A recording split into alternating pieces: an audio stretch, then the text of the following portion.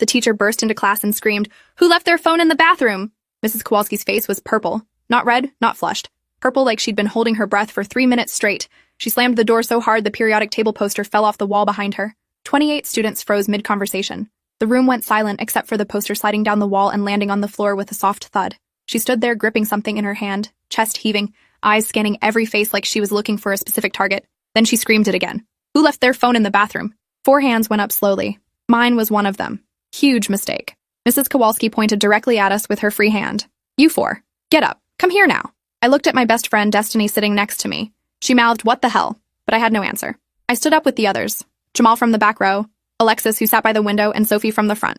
We walked toward Mrs. Kowalski like we were walking to our own funerals. 28 pairs of eyes watched us move. Nobody made a sound. Mrs. Kowalski's hand was shaking as she held whatever she was gripping. I couldn't see what it was yet. We reached the front of the classroom and stopped. Mrs. Kowalski was breathing hard through her nose. Her nostrils flared with each breath. She looked at each of us individually, spending several seconds on each face. When her eyes met mine, I felt my stomach drop. There was something wrong in her expression. This wasn't about a forgotten phone. This was something else. Something worse. She finally held up what was in her hand. A phone in a clear case with a purple pop socket. I didn't recognize it. None of us did based on the confused looks we were exchanging. "That's not my phone," Alexis said. Her voice was small and uncertain. Mrs. Kowalski's jaw clenched so hard I could see the muscle jumping in her cheek. "One of you left this phone in the girls' bathroom on the 2nd floor. The screen was unlocked. Open to a group chat. A group chat with very specific content about this school. About me specifically." She was shaking harder now. Her voice was getting louder with each word. "I want to know right now which one of you owns this phone." I looked at Jamal. He shook his head slightly. Sophie was staring at the phone like it might explode. Alexis had tears forming in her eyes already. I had no idea what was happening. My phone was in my backpack. I always kept it there during class. Mrs. Kowalski set the phone down on her desk with a sharp click. The screen was still lit up. I could see text messages, but couldn't read them from where I stood. She crossed her arms and stared at us. "I'm going to ask one more time. Whose phone is this?" The silence stretched out painfully. I could hear someone coughing in the back of the room. Someone else's pencil tapping nervously against their desk. Alexis spoke up again, her voice cracking. "Mrs. K, I swear that's not mine. My phone is black with a Batman case. You can check my bag." Mrs. Kowalski didn't look at her. She kept her eyes fixed on all 4 of us collectively, like we were one entity instead of 4 separate people. Principal Davis appeared in the doorway. I hadn't heard him coming. Mrs. Kowalski must have called him before bursting into our classroom. He looked uncomfortable, shifting his weight from one foot to the other. His tie was slightly crooked. He cleared his throat. "These 4? Mrs. Kowalski nodded sharply. "These 4 all have phones. One of them left this in the bathroom with some very disturbing content on it." Principal Davis stepped into the room and closed the door behind him. The click of the latch sounded final, like a cell door closing. Everyone in the class remained frozen and silent. This had stopped being a normal Friday afternoon chemistry class. Principal Davis walked to Mrs. Kowalski's desk and looked at the phone. His expression changed as he read whatever was on the screen. His eyebrows went up first. Then his mouth pressed into a thin line. Then his face went pale. He looked up at the 4 of us. "This is serious. Very serious." He picked up the phone carefully, holding it by the edges like it was evidence at a crime scene. "We need to take you 4 to my office. Bring your bags. Leave everything else. Mrs. Kowalski will supervise the rest of the class." My hands were shaking as I went back to my desk to grab my backpack. Destiny grabbed my wrist as I passed. She whispered what's happening, but I just shook my head. I had no idea. The 4 of us followed Principal Davis into the hallway. The door closed behind us, and we could hear Mrs. Kowalski addressing the remaining students. Her voice was muffled, but still angry. Principal Davis walked fast. We had to almost jog to keep up. He didn't look back at us. Just kept walking with that phone held carefully in his hand. We passed empty classrooms with teachers still teaching. Normal Friday afternoon lessons happening while we were being marched to the office for something we didn't do. We turned down the main hallway toward the administrative wing. I could see Officer Barnes standing outside the principal's office. Our school resource officer. This was getting worse by the second. Officer Barnes straightened up when he saw us approaching. His hand instinctively went to his belt where his radio was clipped. Principal Davis nodded at him. "These are the 4. Officer Barnes opened the door to the main office and held it. We filed in past him. The secretary, Mrs. Lynn, looked up from her computer, and her friendly smile disappeared when she saw our faces.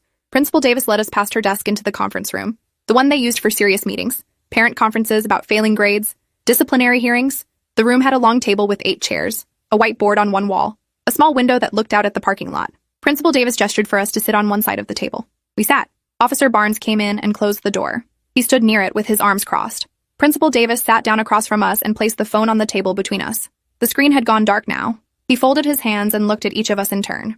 "I need one of you to be honest right now. Whose phone is this?" We all started talking at once. "That's not mine. I don't know whose that is. My phone is different. I've never seen that phone before." Principal Davis held up his hand and we stopped. He pulled out his own phone and started typing, reading something, comparing information. He looked up at Jamal first. "Jamal, what's your phone number?" Jamal recited his number. Principal Davis typed it into the mystery phone. Waited. Nothing happened. Not yours. He looked at Alexis. She gave her number. He typed it in. Waited. Nothing. He went through Sophie and then me. None of our numbers made the mystery phone ring or light up. We were telling the truth. None of us owned that phone.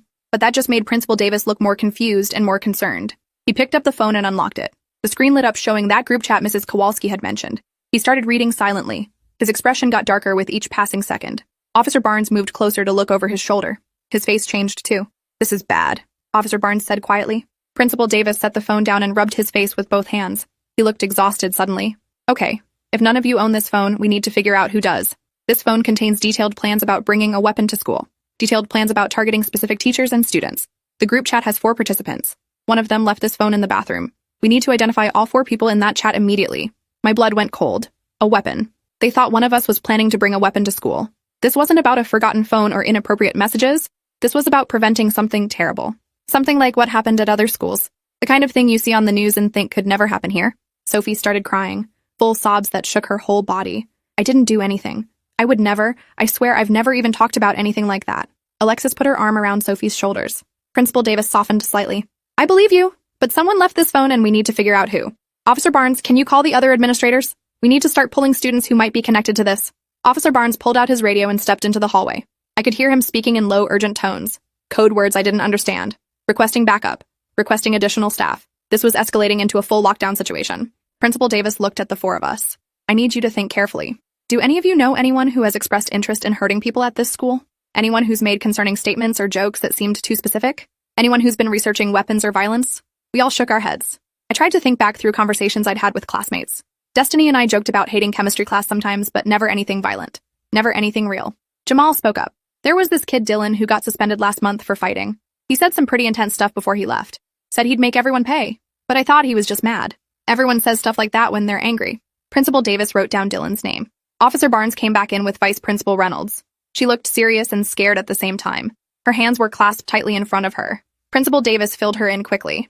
Vice Principal Reynolds looked at the phone, read some of the messages. Her face went white. We need to evacuate the school. This is credible. We have specific threats against specific people. We need to call the police. Not just Officer Barnes. Real police. Detectives. FBI, maybe. Principal Davis was already reaching for the office phone. This had gone from serious to catastrophic in seconds. The 4 of us sat there watching adults panic around us. The announcement came over the PA system 3 minutes later. Attention all staff and students.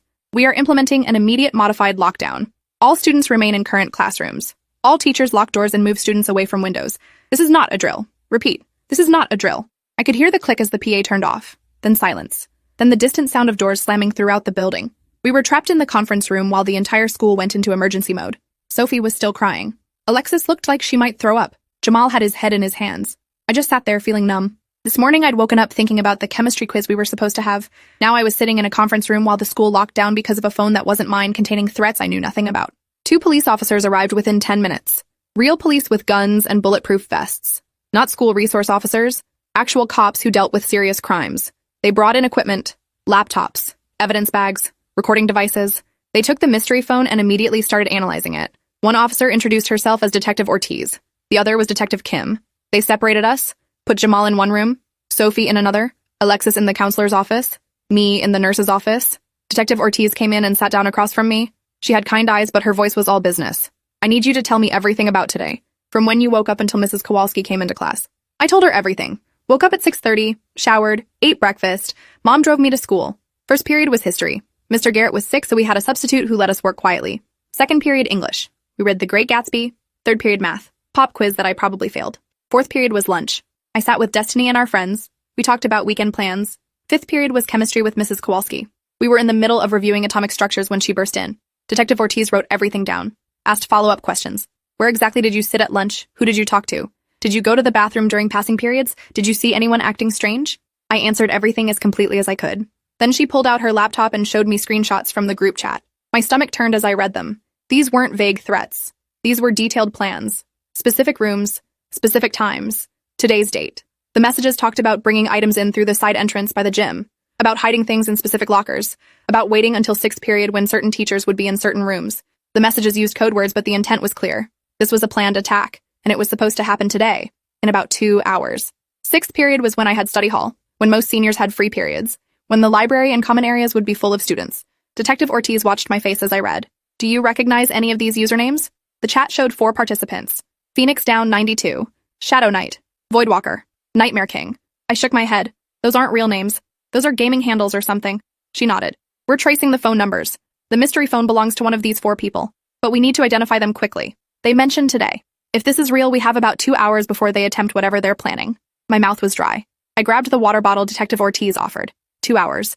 2 hours until something terrible was supposed to happen and nobody knew who was planning it or where exactly it would occur. Detective Kim came in with an update. We ran the phone number. It's registered to a Patricia Hernandez at an address on Oak Street. Vice Principal Reynolds is pulling records now. Patricia transferred here 3 months ago from out of state. Junior, 17 years old. Detective Ortiz stood up immediately. Where is she now? According to attendance, she's in 5th period biology. Room 203.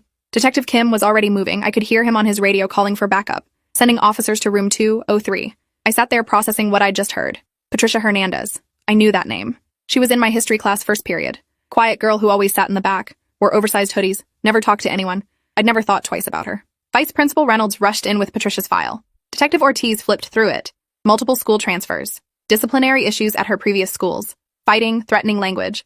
A concerning essay that got flagged by a teacher but never followed up on. Red flags everywhere. How did this slip through? Vice Principal Reynolds looked devastated. We do intake interviews, but we're not equipped to do deep background checks on every transfer student. We have hundreds of kids and limited resources. Detective Ortiz didn't respond. She was already reading through Patricia's records, looking for connections, looking for the other 3 people in that group chat, looking for anything that might tell them what was planned and how to stop it. My phone buzzed in my pocket. I'd forgotten I even had it. Detective Ortiz nodded that I could check it. It was Destiny. Multiple texts asking if I was okay, asking what was happening. The whole school was on lockdown and rumors were spreading. Some kids thought there was an active shooter already. Others thought it was just a drill. Nobody knew the truth. I texted back that I was fine, that I'd explain later. Detective Ortiz took my phone gently. I need to check your messages. Make sure you're not connected to this. I unlocked it and handed it over. She scrolled through my texts, my social media, my photos, found nothing because there was nothing to find. She gave it back. You're clear, but you need to stay here until we resolve this. Officer Barnes came in with Sophie, Alexis, and Jamal. They'd all been cleared too. We sat together in the nurse's office while chaos unfolded around us. Police were searching Patricia's locker, searching her car in the parking lot, searching room 203 where she was supposed to be. But Patricia wasn't there. According to her biology teacher, Patricia had asked for a bathroom pass 15 minutes before Mrs. Kowalski found the phone. She never came back. Patricia was somewhere in the building or had already left. With the school on lockdown, nobody could get in or out. If she was still here, they'd find her. But if she'd left before the lockdown, she was gone, and she might be coming back with whatever she'd planned to bring. Detective Kim's radio crackled. All units. Suspect vehicle identified in parking lot. License plate matches registration. Blue Toyota sedan. Trunk is open. Trunk is empty. Repeat. Trunk is open and empty. Whatever she brought is already inside the building. The room went silent. Empty trunk meant Patricia had already moved whatever items she'd brought into the school. The weapons or materials mentioned in the group chat. They were somewhere in this building right now. Principal Davis got on the PA again.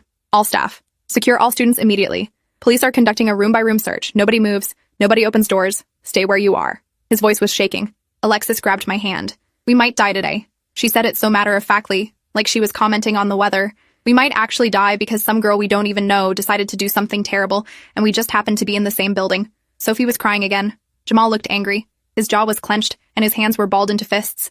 This is insane. We're just trying to go to school. We're just trying to learn chemistry and go home and live our lives. Why does this keep happening? Nobody answered because there was no answer. This was America. This was what school looked like now. Lockdown drills, metal detectors, active shooter training, clear backpacks, fear. Detective Ortiz got a call. She listened and her face changed. Okay, yes. Move carefully. Don't engage until we have everyone accounted for.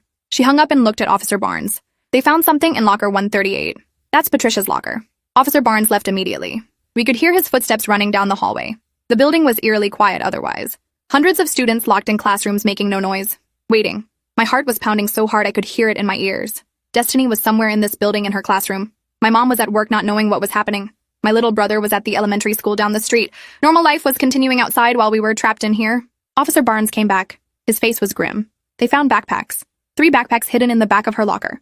They're scanning them now with the portable X-ray. Detective Kim joined him. We need to identify the other 3 people in that chat. Phoenix Down 92, Shadow Knight, and Voidwalker. One of them is Patricia. We need the other 3. Now. Vice Principal Reynolds was already on her computer pulling up student records. Gaming handles. Check their social media. Check their online presence. We need tech support. Detective Ortiz made another call. Within minutes, a tech specialist arrived with more equipment. They cloned the mystery phone's data and started tracing digital footprints.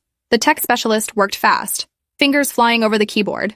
Multiple screens open showing different databases and social media platforms. Found one. Phoenix Down 92 is Patricia Hernandez, her old Instagram handle before she deleted her account. That confirms she's part of this group. Still tracing the other three. Detective Kim looked at Vice Principal Reynolds. Pull attendance records. Who else is missing from class right now? She pulled up the data. 3 more students were unaccounted for. Dylan Foster, the kid Jamal had mentioned who got suspended. Apparently he'd been allowed back this week. Naomi Chen. Wait, that name was forbidden. Naomi Brooks and Trevor King. 3 students missing besides Patricia. 4 people total. The exact number in the group chat. Detective Kim radioed for immediate location checks on all 3. Dylan Foster was found in the library. He'd been there all period working on a project. Officers took him into custody anyway. Questioned him. Searched his bag. Found nothing. His phone showed he wasn't part of the group chat. Wrong Dylan, apparently. Trevor King was located in the gym. He had an injured ankle and was sitting out of class. Also cleared quickly. His phone records showed he wasn't involved. That left Naomi Brooks. Nobody could find her. Her last known location was 3rd period math. She'd asked for a bathroom pass and never returned. 2 girls missing. Patricia and Naomi. 2 members of the group chat unaccounted for. 2 people somewhere in this building with potential weapons. The tech specialist pulled up Naomi's social media. Her accounts were still active. Recent posts showed concerning content. Dark images, violent song lyrics, photos with captions about revenge and justice and making people pay. Screenshots showed she'd been in the group chat. Her handle was Shadow Knight. Detective Ortiz studied the photos. Naomi had been bullied severely. Multiple reports filed with the school over the past year. Reports that were documented but never seemed to result in serious consequences for the bullies. Classic case of systemic failure. Students reporting abuse. Administration acknowledging it. Nothing changing. Bullying continuing until the victim snapped. We'd all heard this story before. Different school. Same pattern. The PA crackled to life. Naomi Brooks and Patricia Hernandez. This is Principal Davis. We know you can hear this. We've read your messages. We understand you're hurt and angry. But this isn't the way. Please come to the main office. We want to talk. We want to help. Nobody will hurt you. Please. The desperation in his voice was painful to hear. 30 seconds of silence. Then the PA clicked off. No response. Detective Kim shook his head. They're not coming. They've planned this too carefully. They're not going to just give up now. We need to find them before 6th period. Before whatever they plan to do actually happens. They had 45 minutes until 6th period started. Police were conducting room-by-room searches, moving carefully through the building, checking every classroom, bathroom, closet, and storage space. The school was large, 3 floors, 75 rooms. This would take time they might not have. The tech specialist made a breakthrough, found the other 2 members of the chat. Void Walker is Marcus Liu. Nightmare King is Caleb Washington. Both seniors. Both have history with Naomi. Marcus was one of her primary bullies. Caleb spread rumors about her last year that got her ostracized. Detective Ortiz looked confused. Wait, the victims are in the group chat? That doesn't make sense. Unless this wasn't about them attacking the school. Maybe it was about them planning something else. She pulled up the messages again. Read them more carefully this time. Her face changed. Oh no. This isn't about them being the attackers. This is about them being targets. Patricia and Naomi are planning to attack Marcus and Caleb specifically. The messages aren't planning a mass shooting. They're planning targeted revenge during 6th period when Marcus and Caleb will both be in the library. That's why they mentioned specific times and locations. They're hunting 2 people, not trying to hurt everyone. We've been treating this like a school shooting threat. It's a murder plot. 2 girls planning to kill their bullies during 6th period while the school is full of witnesses. Bold and desperate and specific. Detective Kim immediately radioed for Marcus and Caleb's location. Marcus Liu is in room 305, English Literature. Caleb Washington is in room 218, Physics. Get units to both rooms now. Extract them quietly. Bring them to the office. Don't cause panic. Within minutes, both boys were being escorted down the hallway by police officers. They looked terrified and confused. They were brought into the conference room, both of them claiming they had no idea what this was about. Detective Ortiz showed them the messages. Both boys went pale. Marcus started crying immediately. I'm sorry, I know I was mean to Naomi, but I stopped months ago. I apologized. I thought we were okay. Caleb looked sick. I never thought she'd actually want to kill us. The messages were explicit. Patricia and Naomi had spent weeks planning exactly how they'd get access to Marcus and Caleb during 6th period. The library had blind spots where the security cameras didn't reach. They'd planned to corner them there, use weapons they'd brought in, make it look like self-defense initially. The messages showed research into how to avoid getting caught, how to claim they were defending themselves, how to manipulate the aftermath. These weren't impulsive, angry teenagers. These were 2 girls who'd been pushed so far they'd become calculated predators. The system had failed them when they reported bullying. Now they were taking justice into their own hands. Detective Kim made a decision. Lockdown continues. Marcus and Caleb stay here under protection. We find Patricia and Naomi before 6th period starts. We have 30 minutes. All available officers sweep the building. K-9 units are on the way to help locate any weapons they've hidden. Nobody gets hurt today. Not the targets, not the girls. Nobody. He radioed the orders. We could hear boots running through hallways, doors opening and closing, commands being shouted. The entire building was being torn apart looking for 2 teenage girls who decided murder was their only option. I felt sick. Not because I condoned what they were planning, but because I understood how they'd gotten here. How many times had their cries for help been ignored? Sophie spoke up quietly. I knew Naomi. We had art class together last year. She told me about the bullying, about Marcus and his friends, about Caleb spreading those rumors. She said she'd reported it, but nothing happened. She stopped coming to art eventually, just stopped showing up. I tried to text her, but she never responded. I should have done more. Detective Ortiz put a hand on Sophie's shoulder. This isn't your fault. The adults failed her. The system failed her. You were just another student trying to survive. Sophie cried harder. But I could have been her friend. I could have stood up for her. I could have done something. Now she's somewhere in this building with a weapon planning to kill people. We all could have done something. That was the truth nobody wanted to say. The K-9 units arrived. German shepherds trained to detect weapons and explosives. They started on the 3rd floor and worked down. Within 10 minutes, they hit on something. Storage closet on the 2nd floor near the science wing. Officers moved in carefully. Found 2 backpacks hidden behind cleaning supplies. One contained 2 kitchen knives. Large chef's knives wrapped in towels. The other contained a hammer and rope. Not guns. Not bombs. Simple weapons that could be obtained from any home. Weapons that showed this was personal. Close range. Intimate violence. They wanted to look Marcus and Caleb in the eyes when they hurt them. This was about making them feel the pain they'd caused. About balancing scales that nobody else would balance. But finding the weapons didn't mean finding the girls. Patricia and Naomi were still somewhere in the building. The dogs kept searching. Officers kept clearing rooms. 6th period was 10 minutes away. Students were getting restless in locked classrooms. Teachers were struggling to keep them calm. Phones were buzzing with texts from parents who'd heard about the lockdown. Social media was exploding with speculation. News vans were showing up outside. This was becoming a media event. Another school. Another crisis. Another failure of systems meant to protect children. I wanted to scream. This was someone's daughter. 2 someone's daughters. Girls who'd been hurt so badly they saw murder as their only option. Where had the adults been? Where was the help? A teacher's voice came over Officer Barnes's radio. I have eyes on someone. Northeast stairwell between 2nd and 3rd floor. 2 females. Matching descriptions. They're just sitting there. Not moving. Not talking. Just sitting on the stairs. Officers converged on that location. Detective Ortiz and Detective Kim moved quickly. We followed because nobody told us not to. We reached the stairwell and I could see them through the small window in the door. Patricia and Naomi sitting side by side on the concrete stairs. No weapons visible. No aggressive postures. Just 2 girls sitting together crying. They looked so young, so broken, so completely lost. Patricia's head was on Naomi's shoulder. Naomi was staring at nothing. Both of them looked like they'd been crying for hours. Detective Kim opened the door slowly, hands visible. No sudden movements. Patricia, Naomi, we need to talk. Both girls looked up. Their faces were blotchy and red from crying. Patricia spoke first. We couldn't do it. We got the knives. We had the plan. We were ready. But when 6th period got close, we just couldn't. We're not murderers. We're just tired. We're so tired of hurting and nobody caring. We wanted them to hurt like we hurt. But sitting here waiting, we realized it wouldn't help. It wouldn't make anything better. We'd just be adding more pain to the world.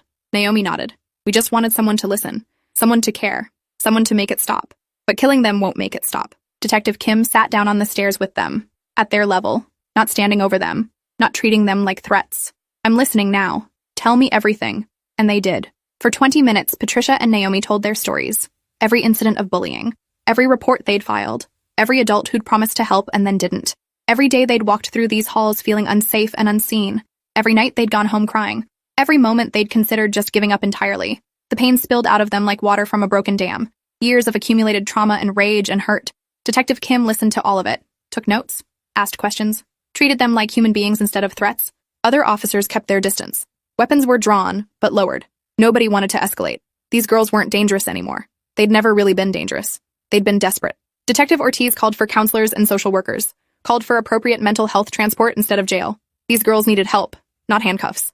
When Patricia and Naomi finally finished talking, they stood up willingly, walked out of the stairwell with their hands visible, surrendered peacefully. They were taken to separate rooms to speak with counselors. Not arrested, not charged yet, just taken somewhere safe where they could be evaluated and helped. The weapons were recovered. The lockdown was lifted. Students were released back to normal schedules. But nothing felt normal anymore. Marcus and Caleb were kept in the office. They'd heard enough of Patricia and Naomi's stories to understand what they'd done, what they'd contributed to. Caleb was crying. Marcus kept saying, I didn't know it was that bad, over and over. Detective Kim made them write statements. Every incident they could remember. Every mean comment. Every rumor. Every moment they'd contributed to making these girls' lives hell. It would all be documented. All forwarded to the district. All used to implement real changes. No more ignored reports. No more dismissing bullying as kids being kids. Real consequences. Real interventions. Real protection for victims. It was too late for Patricia and Naomi, but maybe not too late for the next students who needed help. The 4 of us were finally released back to class. But chemistry felt impossible after everything we'd witnessed. Mrs. Kowalski was subdued, apologetic for her earlier intensity. She hadn't known the full context when she'd found the phone. She'd just seen threats against herself and panicked. We all understood. The rest of the day passed in a blur. Destiny found me after school, hugged me so hard I couldn't breathe. I heard what happened. Are you okay? I wasn't okay. None of us were okay, but we were alive. Patricia and Naomi had chosen life over revenge at the last moment. They'd chosen to ask for help instead of causing harm. That had to mean something. That had to count for something. The news coverage that night focused on the lockdown, the weapons found, the plot foiled, but they missed the real story. Two girls driven to the edge by systemic failure, by adults who didn't protect them, by a school culture that tolerated bullying until it created monsters. Patricia and Naomi were hospitalized for psychiatric evaluation. They'd face legal consequences eventually, but the DA agreed to treatment instead of prosecution. Marcus and Caleb were suspended pending investigation. Their college applications would note the suspension. Their futures were impacted. Not destroyed, but marked. The school board held emergency meetings about anti-bullying policies, about better intervention systems, about actually listening when students report abuse. Change came from the ashes of what almost happened. I went back to school Monday and everything looked the same but felt different. The stairwell where we'd found Patricia and Naomi was just a stairwell again, but I'd never walk past it without remembering. The bathroom where the phone was found was just a bathroom, but it had been ground zero for preventing tragedy. Mrs. Kowalski's chemistry class was just a class, but it had been the place where everything started unraveling. We went through motions of normal school life, but we all carried the weight of knowing how close we'd come, how one forgotten phone had exposed a plot, how two desperate girls had almost become murderers, how easily the ordinary could become extraordinary and tragic. Months later, I heard Patricia and Naomi were doing better. Intensive therapy, medication, real support systems finally in place. They'd been transferred to different schools with proper accommodations. They'd never faced charges for the plot that never happened. Second chances, grace, the possibility of healing. Marcus apologized publicly. Caleb started an anti-bullying initiative. They'd carry guilt forever, but they were trying to do better. The school implemented new protocols, mandatory training for teachers, anonymous reporting systems, regular check-ins with at-risk students. None of it would have happened without that Friday afternoon when everything fell apart. Sometimes systems only change when they're forced to confront their failures directly. I still think about that day. About Sophie crying in the conference room. About Jamal's anger. About Alexis's fear. About sitting in the nurse's office watching adults panic. About the moment we saw Patricia and Naomi on those stairs, broken and desperate and unable to go through with violence despite their pain. About how close we'd come to tragedy.